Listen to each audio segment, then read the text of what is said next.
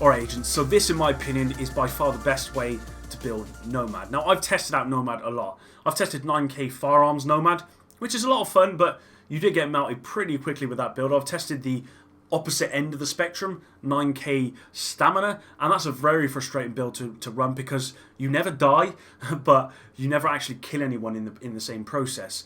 Let's not forget that with Nomad, there isn't any talents that give you any extra weapon damage, so all the damage is coming from your firearms main stat. Now I've tried 6,000 firearms, 6,000 stamina, and that's an okay balance, but again, there's just not enough DPS to really worry anyone, which is why, from all my testing and the results that I've gotten, 8,000 firearms and 5,000 stamina is the best balance of both worlds. With 8,000 firearms, if Predator or Nomad, Predator or Striker or anyone tries to face you, they are going to be in trouble and they will probably have to retreat.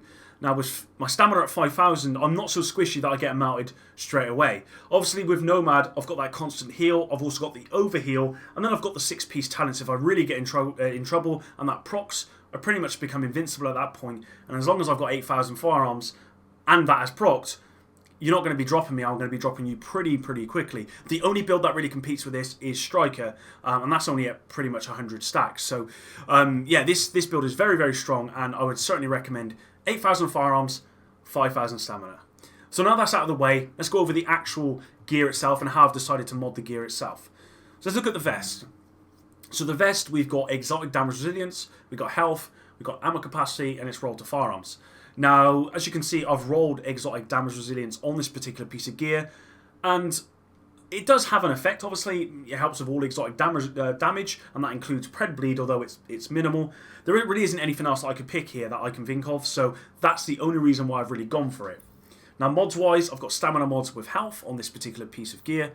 Now, moving on to the Mask of the Nomad, we've got crit chance, and we've got firearms here, and it's modded, again, stamina with health.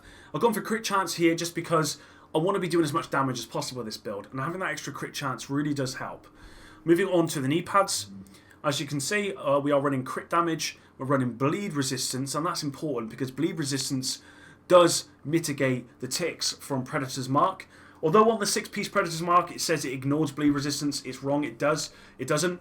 It's been tested, bleed resistance works against Predator's Mark, so I'd recommend rolling it on your knee pads and on your backpack because it does help out a lot. And the reason I've gone for crit damage here, again, is because I want to be doing as much damage as possible to really, if I am face tanking someone, they are going to really struggle with this build. So we've got stamina mod here, and we've got a pulse critical hit chance as our performance mod. Moving on to the backpack, we've got crit damage and we've got firearms again. And we've got a firearms mod with health, and we've got pulse critical hit chance as both of our performance mods. Again, want to do as much damage as possible, and that's why I've gone for crit damage on the backpack. The gloves pretty standard, crit damage, crit chance, and SMG damage rolled to firearms. And then lastly, on the holster, this is entirely up to you, but I've gone for reload speed. You could run crit chance, but as you'll see later, I get enough crit chance, I don't really need crit chance here. So that's the reason why I've gone for reload speed, because it does help out a lot in those battles. A lot of people are running the house at the moment, so if you are fighting against someone who's running the house and you both have to reload at a similar time, you're going to win, and that means you just get that extra bit of time to kill them. Or you could do what I do and swap out to my my M870 shotgun here and just shotgun them in the face, and that's the end of them. So that's the build itself. Weapons wise, I'd always recommend running the house if you can have one. You always want to run responsive, deadly, and card counter. Unforgiven is not that important on a Nomad build because it won't proc too often because you've got extra overheal, plus you're always getting healed back up. So responsive and deadly I think is the best option. And of course, as with every SMG or any weapon pretty much, you're going to be modding this for crit damage and crit chance wherever you can get it, and headshot damage. With the magazine, I always go with rate of fire, and that's with pretty much every SMG apart from the MP7, which unfortunately is just absolutely useless in 1.8.1. But I've got magazine size, crit chance, and rate of fire there on that. And as I said before, I run an M870 Express as my secondary. You could run a sniper. I've used to always run a sniper, but I actually really like running this because a lot of the times I'll be in battles with my M8, with my house, and I'll get someone down really low, but I have to reload. I just swap out to my M870 and I finish them off. So that's how that works. Now, as we go over to our character sheet here, you'll see my critical hit chance is at 38%, and my crit damage is at 127. Now, if we go over to my abilities, you'll look at my concealed pulse here. It gives me an extra 15% crit chance when I pulse, which means that I get up at around about 54% crit hit chance, so almost at the cap, which means that my house is absolutely melting. At 8k firearms and 54% crit chance, you're going to be melting pretty quickly. And when you've got 127% crit hit damage as well, people will drop very, very quickly.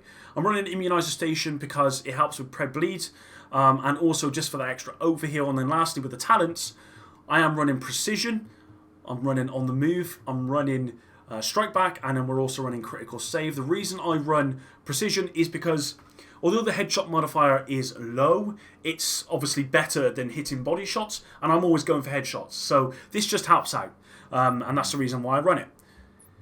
Apart from that, guys, that is pretty much the build in its entirety. As I said before, what's important is that you get your firearms around 8,000, your stamina around 5,000, and then it's up to you really how you mod it. If you don't have the house, I'd recommend running an AUG, because I think it's probably the second best. I'd run rate of fire on the AUG, I'd run crit damage or crit chance and magazine size on there. And secondary, it's up to you. As I said, sometimes I run sniper depending on the map. Sometimes I run a shotgun when it's on sort of my close quarters map. But that's really up to you. And again, with a lot of this stuff, it is entirely up to you. But what's important is making sure the primary firepower and the toughness are around 8 to 5. That's definitely the best. So hopefully you enjoyed this video. If you did, drop a like. Let me know how you have modded Nomad, what the best results you've been able to get from this particular build. Because I've tested out almost everything, and I have to say this is the best combination. Thanks for all your support, and until the next one, Epic out.